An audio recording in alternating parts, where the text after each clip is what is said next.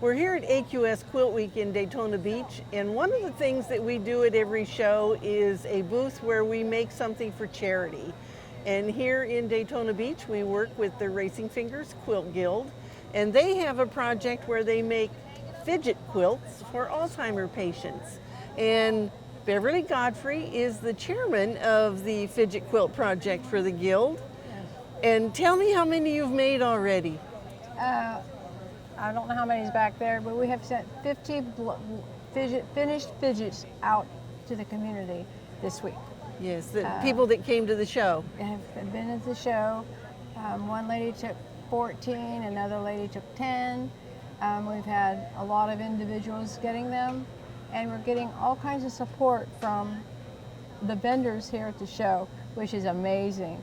I have opportunities to go and do some demos on learning how to make a fidget, telling them what they need to do, and Well, tell us what you do. What is the fidget quilt, first of all, and then what do you do to them?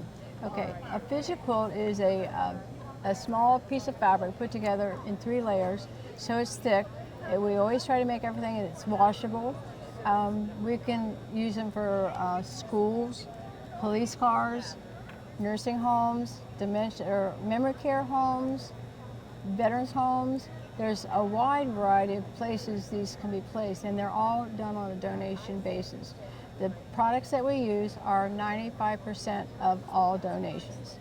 Our vendors here at the show, our long armors, have graciously donated all of their fabric from the fabrics that they've demonstrated all week long. So there's several vendors here that we're taking the fabric. We take that fabric and cut it in small pieces, and then we put bindings on them. Then once we do the binding, this is the binding. So then we start putting things on that are tactile, things that they can play with and touch and move. This is not completed, but it's in the process. Buttons and these kind of things, and anything that they can play with. Because in the evenings, a lot of times, they get fidgety and they want to pull at their IV tubes, and they just don't want to sit still. So a lot of times, if they've got something to do with their hands, it changes their demeanor. We had a lady come in, and she told me that her husband, a friend of hers husband, went in the hospital, and they induced him into a coma. And when they brought him out, he had a trach, but he was so fidgety.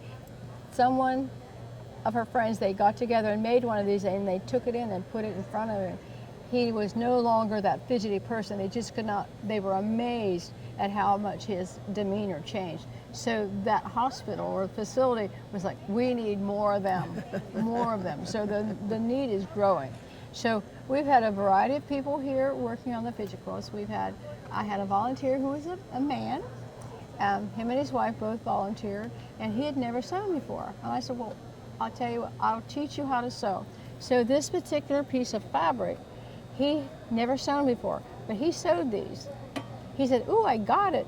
So he was so excited with himself, so he put a whole bunch of these together. Okay, so now we use, any age can do this, right? Exactly. So, and I know you've drafted Batoma from one of the booths here. Right. So she's been working on this fidget quilt for a couple of days. She wasn't here. So Batoma, hold it up and show them what you've been doing.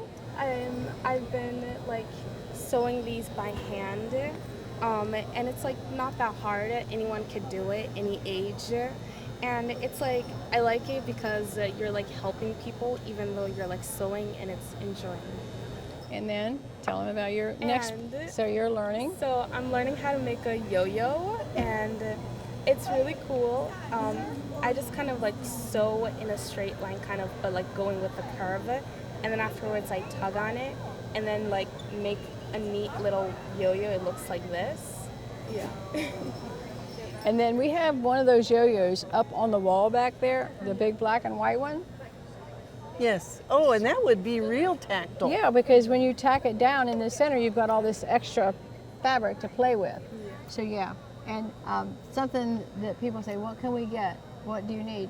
Big buttons, because we get a lot of little buttons and you really can't use them on the fidgets. So it's like a wasted donation. But anyways, we just keep It could be empty spools. Empty spools, permanent curling rods that they put your hair up in when you get a perm, the soft curlers. Of course, we use zippers, buttons, fabric, and pockets. They love pockets. As we age, and I know a lot of people, my mom, for example, always had Kleenex somewhere. So they like to put stuff in, so we try to make a lot of pockets. So you could actually just cut pockets off of some old jeans or some old pants and Yes. donate to you. Yes, and sew them down. Actually, a lot of the blue jeans can be used, but we don't have a lot of storage. Well, we do this here at the show every year. So next year when you come to AQS Quilt Week here at the Ocean Center, don't forget to stop by and see Beverly and the crew and sit down and sew on a fidget quilt. Yes, we'd love it. We would love it. And it's a lot of fun.